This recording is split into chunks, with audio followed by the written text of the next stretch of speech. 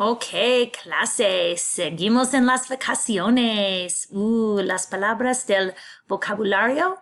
El recuerdo. El recuerdo significa souvenir. Repitan, el recuerdo. El imán.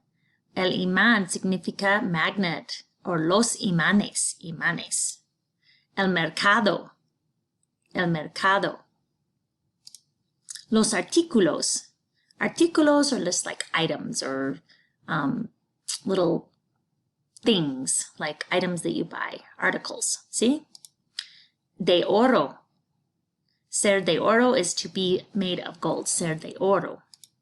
De plata. De plata. De madera. De madera. Artículos de madera, artículos de plata. Las artesanías. Artesanías son hecho en mano. Made by hand, artesanías. Artesanías. Las artesanías, ¿sí? Hecho en mano.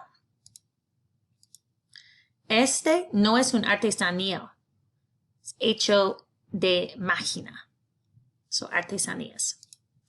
La cerámica. El anillo.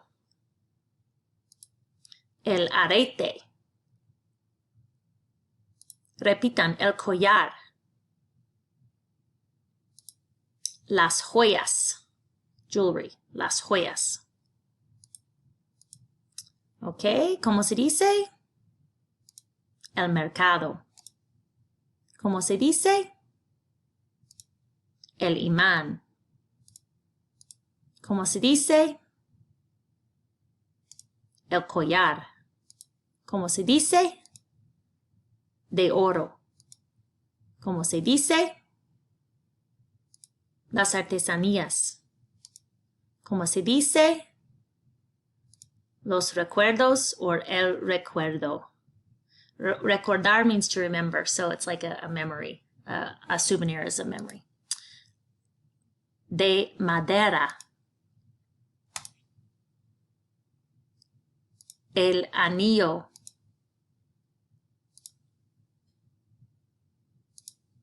Las joyas. ¿Cómo se dice? El arete. La cerámica. De plata. Los artículos. Okay? So in class, with a friend, you would decide. I would say the vocabulary, and then you would have to choose whether it was uno or dos with your amigo. So I'm going to say the vocabulario, and you will say either uno or dos, and then I'll give you the answer. So, el arete es uno. Las joyas, dos. El collar, dos. De madera, dos.